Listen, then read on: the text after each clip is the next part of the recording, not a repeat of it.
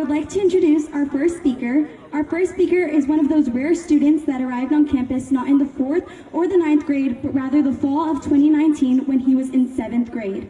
In high school, he has an official LAUS GPA of a 4.65. In addition to honors and other weighted classes, he took 12 AP classes, 5 classes at LACCD schools, and passed 7 AP tests with a score of 3 or higher. We are waiting on the 4 from this year. He received the Outstanding Departmental Awards in Math and Social Studies, Outstanding Course Awards in AP Research and AP Environmental Science, AP Scholar with Distinction, AP Capstone, the Presidential Gold Award for Educational Excellence, Superintendent's Honor Roll, Golden State Seal of Merit, and will be attending UCLA in the fall. This year's valedictorian and senior speaker is Adil Mahmoud.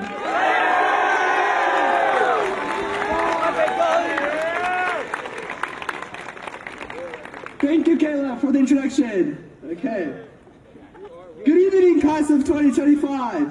I want to start off by thanking everyone who's helped us get to this point. Thank you to Principal Parker for leading us with the study guidance, and to Dr. Crockett for being the quiet engine behind the scenes, working to organize this day for us, and for so much more. I want to give special shout outs to Ms. Weingarten, who's been guiding us throughout our 4 years here, and to Ms. Morales, whose doors are always open, so that when we were worried about our college applications, she was there to ease our worries. Thank you to all the teachers who made our journey possible. You have graded our essays late into the night, even when we turned them in 5 minutes before the deadline.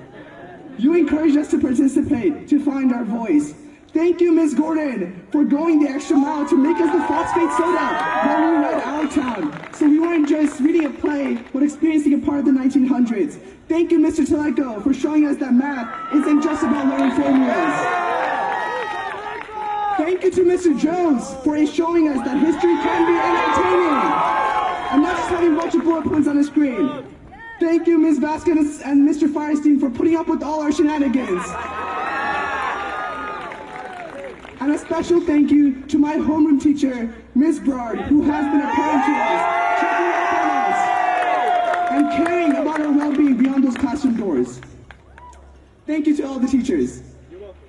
I want to talk about a leap that I took, and I really hope each of you will take it in your own ways. I immigrated to this country about 9 years ago, not knowing the language, leaving behind everything familiar, my friends, my extended family, the streets I grew up on, all for a shot at the American dream. That wasn't easy. It took time to adjust, to find my voice, to feel like I belonged here. And even now, I sometimes wonder what my life would have looked like if I had stayed in Bangladesh.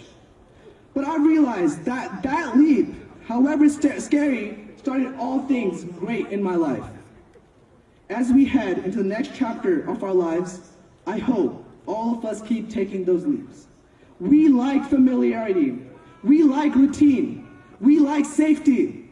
But discomfort, that's what gets us a step closer to who we're meant to become. So, don't be afraid to leave behind what's comfortable today. Now, as we sit here in our caps and gowns, let's take a look back and ask ourselves, what did we learn? Sure, we learned how to graph functions, annotate novels, write FRQs, and survive a group project here and there. But I think the more important lessons came in the moments in between.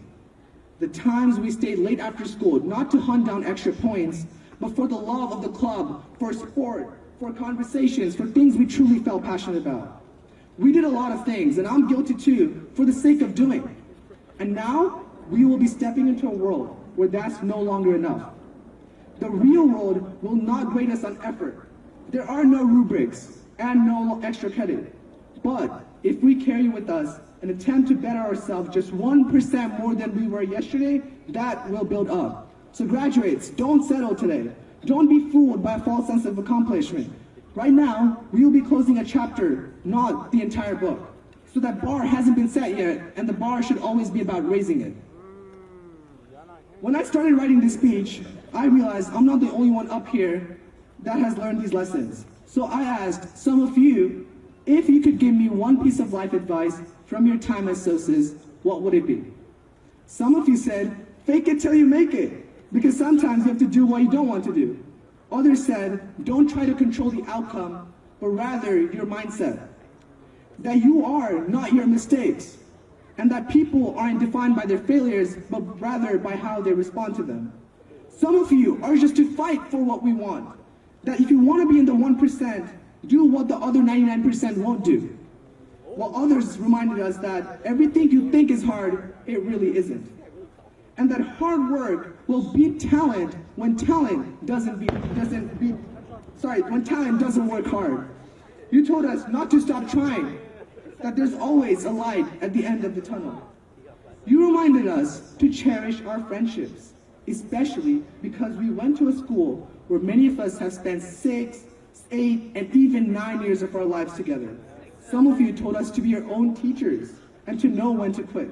You said, be kind to everyone and practice forgiveness, and to put yourself out there. That genuine connections matter more than the material things.